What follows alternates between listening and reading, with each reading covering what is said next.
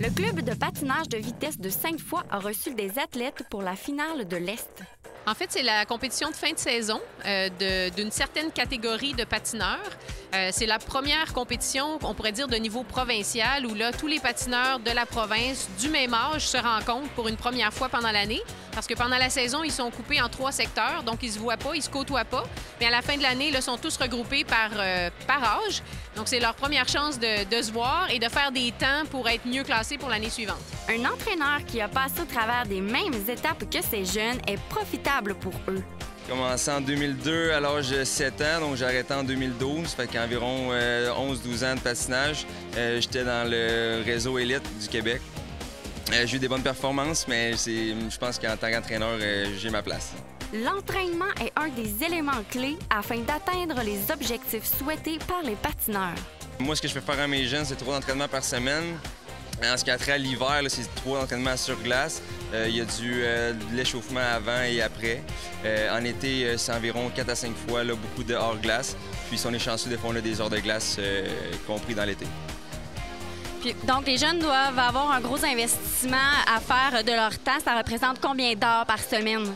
Pour un jeune environ entre 10 et 14 ans, là, on parle d'environ 5 heures sur glace, puis 2 heures de préparation hors glace là, par semaine. Pour un jeune en bas de 10 ans, c'est encore du plaisir pour eux, donc on parle de 3 heures maximum. Là, ouais. L'organisation de l'horaire entre l'école et les entraînements de patin demande discipline et investissement de la part des athlètes, mais aussi des parents. J'ai 5 à 6 entraînements par semaine. Et une journée typique, je vais à l'école à 8h30, mon école finit à 3h30. Quand je reviens chez nous, je fais des devoirs pendant 1h45 minutes. Puis ensuite, je vais en bus à mon entraînement et je reviens chez nous en bus où mes parents viennent me chercher. Puis qu'est-ce que vous faites en entraînement? En entraînement, ça dépend. Il y a 2 sortes de patins. Il y a le patin longue piste, c'est dehors, c'est un anneau de 400 mètres. Le patin courte piste, c'est à l'intérieur un anneau de 111 mètres.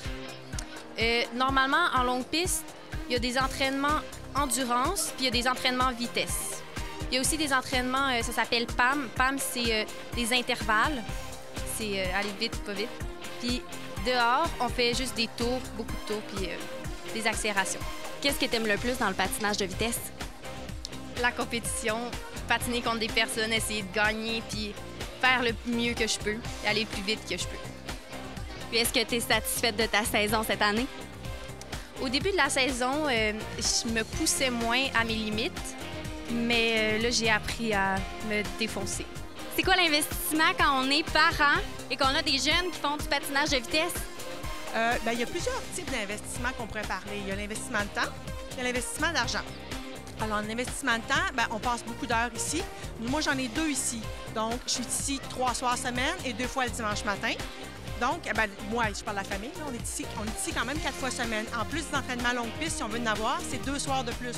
Donc, on pourrait être ici tous les jours, sauf le samedi, en plus des compétitions. Évidemment, tout ça, ça coûte des sous. Hein? Donc, on a c'est quand même relativement abordable parce que les patins, on les loue jusqu'à temps qu'ils aient fini de grandir des pieds puis soient assez grands.